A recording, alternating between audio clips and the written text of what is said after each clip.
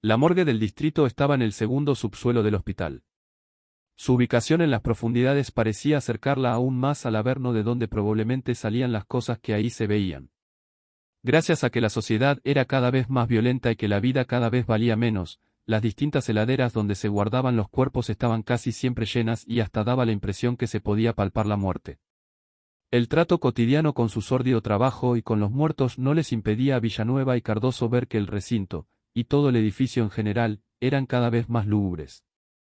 A lo largo de los años en que habían visitado la morgue por uno u otro caso, iban viendo cómo su estado general se desmoronaba, como todo lo que estaba relacionado con la función pública. A la suciedad generalizada se le sumaba falta de iluminación y los tubos fluorescentes que funcionaban en forma intermitente le daban al lugar un aspecto sacado de una película de terror. Muchas veces las autopsias debían postergarse por los reclamos salariales de los médicos y sus paros sorpresivos, y muchas otras los forenses que enviaban desde el hospital eran pibitos que recién estaban haciendo sus primeras armas. Pero para este caso Villanueva pidió expresamente que la autopsia la hiciera el jefe del cuerpo de medicina forense. «¿Justo a Báez pediste, gordo?», pareció reclamar Cardoso. «Sí, por demasiado puto para mi gusto», intentó justificar el negro un comentario claramente injustificable. «¿Y desde cuando vos tenés problemas con los putos?». La chicana de Villanueva era más que evidente. «No tengo ningún problema con los putos. Cada cual hace lo que quiere con su culo. Pero siempre me resultó demasiado refinado y obsesivo. Justamente por eso lo elegí negrito, por su obsesión con los fiambres», aclaró el gordo. «Cállate que ahí viene». Báez era un tipo de alrededor de los 60 años y con más de 30 de experiencia en este tipo de casos. Su aspecto era de una pulcritud casi compulsiva. Su guardapolvo, inmaculadamente blanco, contrastaba con toda la decrepitud y suciedad del entorno, como si fuera un lirio blanco creciendo en medio del más inmundo de los pantanos. Su barba, prolijamente recortada, cuadraba perfectamente en su cuerpo torneado y trabajado en gimnasios y sus manos de manicura parecían tener las uñas esmaltadas. De ninguna manera alguien que no lo conociera podría decir que Báez tenía una morbosa compulsión por la muerte, pero como casi siempre, las apariencias engañaban. Era un profesional muy actualizado y tenía muchos contactos con otros especialistas que eventualmente pudieran suplir alguna carencia que él tuviera, pero esto último generalmente no era necesario. Visto por un tercero, parecía que el trato cotidiano con la muerte lo había insensibilizado de tal manera que daba la sensación de que todos los occisos eran iguales, pero obviamente esto no era cierto. «Villanueva, Cardoso, buenos días, ¿cómo les va?», saludó formalmente Báez estirando su diestra.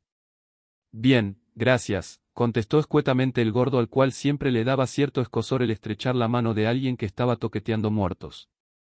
Cardoso lo saludó sin emitir palabra. «Tengo novedades para ustedes», comentó el médico sin darles tiempo a nada. «¿Quieren que se las cuente mientras tomamos un cafecito? ¿O prefieren ir a ver el cuerpo y mientras vamos hablando? Se los pregunto ahora porque seguro que después de ver el cuerpo no van a tener ganas de nada». «¿Cuánto sarcasmo, Báez? Déjate de joder», dijo el negro casi ofendido. «¿Cómo podés tener tanta frialdad? Son años, Cardoso, son años. Al cabo de un tiempo todos los trabajos terminan siendo rutinarios, pero debo reconocerles que este tipo que me trajeron me hizo sacar de la monotonía habitual. Uno se cansa de ver siempre balazos, cortaduras de arma blanca o cuerpos rotos por choques de autos. Todas muertes sencillas, en cambio, es más entretenido». «Claro, entretenido para vos que lo ves durante un rato», se quejó Villanueva amargamente. «Nosotros vamos a tener que trabajar como locos con este caso». «Y está muy bien, señores», les dijo Báez mientras los miraba con cara seria pero con ojos picarescos de maricón refinado, «justifiquen su sueldazo». Tras el comentario irónico, Báez comenzó a caminar hacia la sala donde estaba el cadáver de Genta. Al llegar a la puerta se detuvo de repente y se dio vuelta mirándolos de arriba a abajo en forma claramente despectiva. «¿Qué pasa, Báez?», preguntó sorprendido Villanueva. «Están muy sucios para entrar a mi sala de trabajo». La cara de repugnancia del doctor era evidente. «Déjate de joder», vociferó enojado Cardoso. «Viste que te dije que este tipo iba a ser un dolor de huevos, gordo». «¿Qué querés que hagamos, Báez?», preguntó resignado el inspector. «Pónganse estas cofias y los cubrecalzados correspondientes y recién después entren a la sala. Con la falta de presupuesto que hay, ¿de dónde sacaste estas cosas?». La ignorancia del negro era totalmente genuina. Las compro de mi bolsillo, respondió tajantemente Báez y se dio vuelta sobre sus talones desapareciendo tras la puerta de la sala con movimientos demasiado amanerados. Ya del otro lado, el doc les ofreció a ambos una mascarilla respiratoria aclarando, con un comentario innecesario, que el olor no era soportado por todos de la misma manera. Era evidente que no quería limpiar vómitos ajenos. Cuando Cardoso llegó al lado de la mesa donde estaba Genta, se dio cuenta que Villanueva se había quedado parado en la puerta, con su cuerpo orientado hacia el otro lado de la sala donde había una mesa con un bulto que daba la impresión de parecer un cuerpo pequeñito. Conociendo a Villanueva de muchos años, el negro se dio cuenta que la mente del gordo ya no estaba con ellos. «¿Estás bien, gordito?» La frase sonaba más amistosa que inquisitiva. «Si querés venimos más tarde cuando el doc acomode su boliche y podamos trabajar tranquilos». La mirada de Villanueva estaba totalmente perdida. Era claro que no escuchaba ni al negro ni a nadie, pero Cardoso sabía que la única forma de traerlo de nuevo era haciéndolo trabajar. «Tranquilo, Gordi», dijo Cardoso apoyando su brazo en los hombros de Villanueva en forma afectuosa y contenedora mientras llevaba al gordo de nuevo a la mesa donde los esperaba Báez. «Vemos lo de Genta y nos vamos a la oficina». «Ya volví, negrito, gracias», comentó con los ojos llorosos y en voz baja. «Terminemos con esto y vámonos a la mierda». Sobre una mesa de acero inoxidable el cuerpo estaba tal cual lo recordaba Villanueva, con la excepción de la ausencia de moscas. No hacía falta ser experto para darse cuenta que el hombre había sufrido un feroz tormento y que él o los autores del crimen se habían ensañado particularmente con la víctima. «Vamos a seguir el protocolo habitual», dijo Báez con una insensibilidad inesperada, «y si van surgiendo dudas me van preguntando, ¿está claro?» «Sí», contestaron Villanueva y Cardoso al unísono. «Perfecto», afirmó el doctor mientras se ponía los guantes de látex. «El individuo es caucásico y tiene alrededor de 60 años, 1,8 metros y 75 kilogramos de peso. Por el estado de descomposición del cuerpo estimo que el cadáver no tiene más de 3 o 4 días a lo sumo. El tamaño de las larvas de moscas presentes en el cuerpo al momento del hallazgo coincide con esta apreciación. Lo único que podría contradecir esto es que hayan guardado a la víctima en alguna heladera. Estaba colgado de un aparejo en un galpón del bañado», aclaró Villanueva, «así que descartemos lo de la heladera». «Bien», continuó, señaló Báez, «el cuerpo está totalmente desangrado y seguramente murió por hipovolemia. Sin embargo, las hemorragias internas demuestran que el individuo estaba vivo cuando se fue desangrando. Las incisiones en el cuerpo no fueron hechas con un elemento filoso ya que se nota en el borde de los cortes que estos no son limpios, de hecho la carne parece casi desgarrada más que cortada». «¿Cómo si le hubieran arrancado la carne?», preguntó Cardoso asombrado. «No, arrancar carne viva implica mucha fuerza», aclaró Báez sin quitar la vista del cuerpo. «Se parece más a un corte con una cuchilla desafilada. En los bordes de las heridas se aprecian manchas de óxido de hierro que podrían ser del elemento cortante. Un corte con algo filoso duele menos». Cardoso seguía con sus consultas casi infantiles. «Claro que duele menos», el vozarrón de Villanueva era más imponente en el silencio de la sala, al tipo lo querían hacer sufrir todo lo más posible. Hasta le cortaron los huevos con un cuchillo sin filo. Sobre los genitales externos quería hacerles un comentario interesante, retomó Báez la iniciativa, «ustedes no los encontraron en la escena del crimen porque estaban dentro de él». «¿Qué?». La exclamación del gordo y del negro fueron casi al mismo tiempo. «Sí», continuó impasiblemente Báez, «su pene y sus testículos estaban dentro de sus intestinos». «¿Y cómo llegaron hasta ahí?». Ahora Villanueva era el preguntón. «Se los metieron por el ano y los empujaron hacia adentro con algún elemento romo, para que destrozara la zona pero que no generara una hemorragia que lo matara rápidamente. La idea de mantenerlo con vida pero con un sufrimiento tremendo está clara en el accionar del asesino». «¿Por qué decís el asesino y no los asesinos?». Villanueva intuía algo. «En los pocos rastros de sangre que quedaban en el cuerpo pudimos rastrear escopolamina y una mezcla enorme de coagulantes y hemostáticos». «En castellano, doc, por favor», reclamó Cardoso con buen criterio. «La escopolamina es la burundanga que genera en el intoxicado un estado de sumisión del cual ni siquiera es consciente. Los coagulantes y los hemostáticos son para que se desangre muy lentamente». «¿Y qué tiene que ver esto con que digas que hay un solo asesino?», insistió Villanueva. «Yo no sé si hubo uno solo o varios asesinos», explicó Báez, «ese es trabajo de ustedes. Lo que les digo es que con la dosis de burundanga que tenía la víctima encima hasta se podía haber colgado solo del aparejo». El victimario no necesitaba hacer ningún esfuerzo. Una vez colgado y maniatado, el asesino se dedicó a hacer de las suyas. ¿Y esas drogas de dónde se sacan, Doc? Preguntó el negro entusiasmado. Capaz que podemos tener una punta del ovillo por ese lado. Ahora el comentario de Cardoso se dirigía a Villanueva. La burundanga la sacás del floripondio, esa flor fea que se parece a una campanilla y que crece en cualquier baldío. Las otras drogas son de venta libre. No creo que esos datos los ayuden mucho, aclaró Báez cortando de plano la hipótesis de trabajo de Cardoso. Eso sí, el tipo que drogó a la víctima sabía muy bien lo que hacía. ¿Por qué decís eso?, consultó Villanueva. Porque las dosis que le dieron fueron perfectamente calculadas.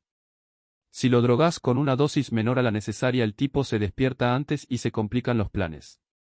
Si la dosis es mayor a la necesaria, se pasa de rosca y lo matás. El autor del crimen se tomó el trabajo de estudiar a su víctima antes de matarlo, conocía su peso corporal y su edad y con esos datos calculó la proporción adecuada de droga. Definitivamente es un tipo meticuloso. Sí, reafirmó Villanueva con cierto desdén, hasta se tomó el trabajo de eliminar todas sus huellas de la escena del crimen. Y además debe ser grandote, acotó Cardoso, si no se le hubiera complicado el poder manejar el cadáver. El comentario del negro quedó flotando en el aire. Sigamos, propuso Báez para salvar el silencio que se había hecho luego de los comentarios del gordo. Los cortes en el pecho siguen la misma lógica que los de los genitales, fueron hechos con un elemento poco filoso con la idea de que la acción se dificulte y duela todo lo más posible. Teniendo en cuenta los hematomas alrededor de las partes cortadas, la extracción de la masa muscular que falta se hizo en vida, encontraron los pedazos de carne cortada. No, Doc, respondió el negro ante el silencio de Villanueva, no encontramos nada. Las muñecas y los tobillos tienen marcas profundas y muy claras de haber estado atados durante muchas horas con un elemento fino, tal vez un precinto plástico. Las laceraciones de las articulaciones hablan de un forcejeo durante mucho tiempo. Las muñecas además están cortadas para poder colgar el cuerpo del gancho del aparejo. El maxilar está dislocado y los dientes frontales rotos, lo que presupone que le introdujeron algo en la boca a la fuerza, probablemente algún objeto para que no pueda gritar.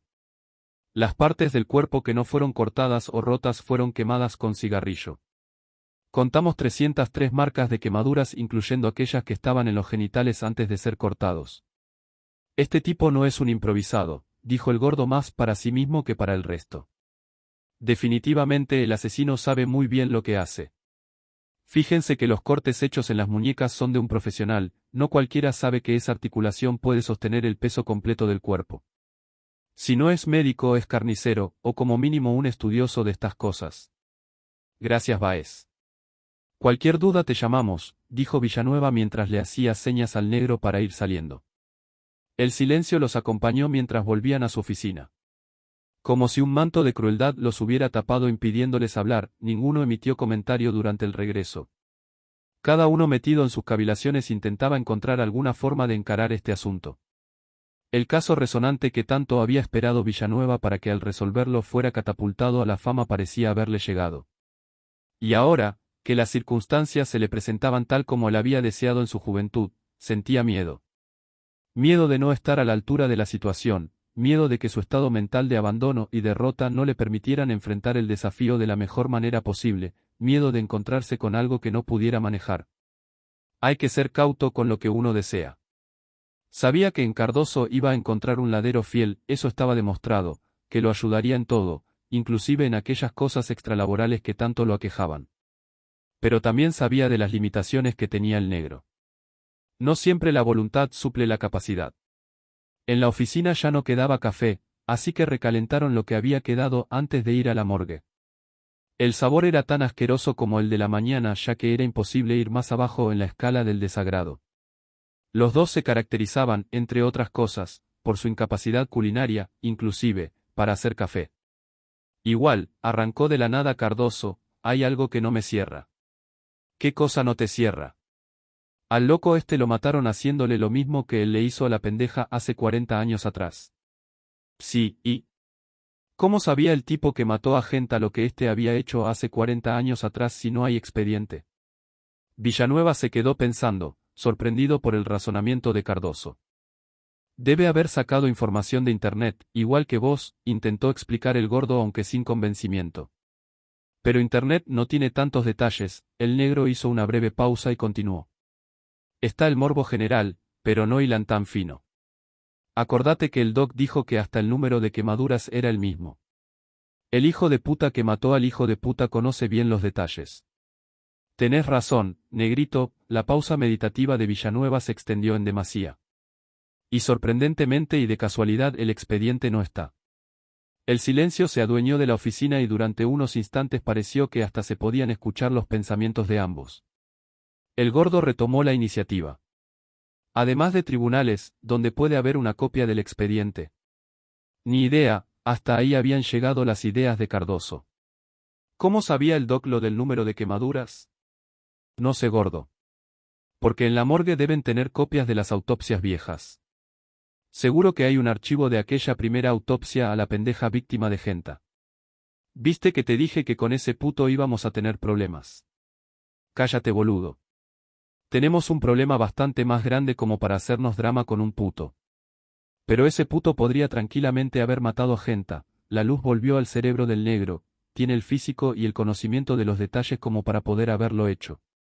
Cuando tenés razón, negrito, sentenció Villanueva mientras se tomaba la borra que quedaba del café. Tras una breve pausa, Villanueva retomó la iniciativa. Bueno, negrito, vamos a tratar de organizarnos. Sí. ¿Cómo querés arrancar? Cardoso, como siempre, le ponía una garra fenomenal. Vos dijiste que al chabón lo mataron de la misma forma en la que él mató. Exacto. El tipo maniató, violó y asesinó a la mina. De acuerdo con lo que nos dijo el doc, el hijo de puta le hizo a la pobre chica exactamente lo mismo que le hicieron a él. Hasta el número de quemaduras en el cuerpo de la mina es igual al de él. El asesino conoce todos los detalles del caso. Villanueva hablaba al aire, sin dirigirse precisamente al negro. ¿Cuál era el vínculo entre Genta y la chica? ¿Qué sé yo, gordo?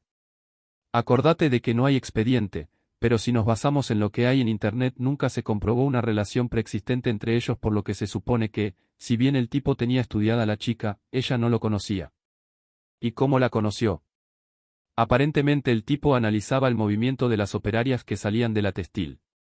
El bar de borrachines que estaba enfrente del portón grande de la fábrica le servía de centro de operaciones. Se cree que inclusive alguna vez siguió a la víctima para ver dónde bajaba y conocer el lugar donde la atacaría. Para colmo de males, la piba vivía pasando la estación abandonada del Provincial. Desde donde la dejaba el colectivo tenía que patear como 10 cuadras. El lugar hoy es espantoso, imagínate en aquella época. ¿Y por qué esa mina? Se preguntó Villanueva más para sí mismo que para el negro. Porque era fácil, gordo. Linda mina, viajando hasta lejos por un descampado en horarios poco concurridos, sola. Esta mujer estaba sola. ¿No tenía pareja, familia o algo? Sí, vivía con su padre. Eran los dos solos. Hacía menos de un año que habían venido desde Misiones en busca de mejores horizontes. Pobre gente, reflexionó Cardoso, capaz que de haberse quedado en su provincia hoy esta chica estaría viva. Al pedo hacer suposiciones, negro. La voz de Villanueva sonaba abatida. Las cosas son como son. Mientras el negro seguía revolviendo en Internet, Villanueva trataba de organizar los pasos a seguir.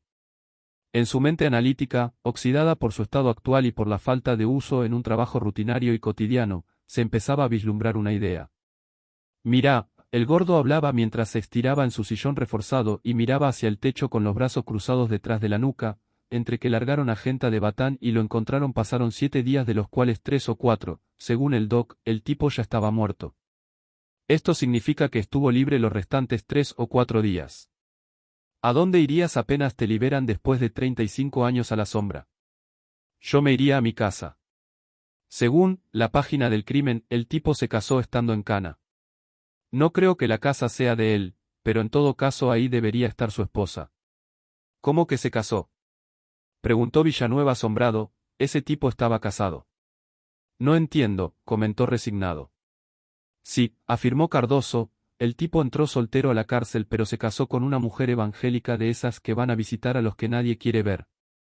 Todo esto de acuerdo a Canaletti. Sigo sin entender. Villanueva parecía casi enojado. Esa mujer, supuestamente una señora que pregonaba la palabra de Dios, conoció en sus visitas a la prisión a este tipo y se casó. Sí. Y no sabía que era un violador y asesino, un recalcado hijo de puta. Seguro que sabía, enfatizó Cardoso, pero esa gente considera que su sacrificio en la tierra le asegura la entrada a los cielos. Además, viste que esa gente cree que a los malos se los puede redimir. La gente muy buena es incapaz de ver el mal. Hay un límite muy delgado entre la bondad y la boludez, filosofó Villanueva, tenemos la dirección de esa señora. Sí, aunque es una dirección de hace 10 años atrás. Le vamos a tener que agradecer a Canaletti por la data, embromó el gordo. Él nos tiene que agradecer a nosotros, gordito. Vivió toda la vida de nuestro laburo. Cuando tenés razón, reiteró Villanueva sorprendido al darse cuenta de que 2 veces seguidas había afirmado los dichos del negro. Como no tenemos nada vamos a empezar por ahí, pero como no sabemos con qué nos vamos a encontrar, es mejor tener otras opciones preparadas. Sí, claro, ¿qué se te ocurre? Es evidente que el asesino de Genta conocía muy bien lo que éste había hecho, quién podía tener acceso a esa información y además tener ganas de vengarse. Supongo que el padre de la chica, pero, ¿estará vivo? Después de tantos años capaz que la quedó. Vamos a averiguarlo.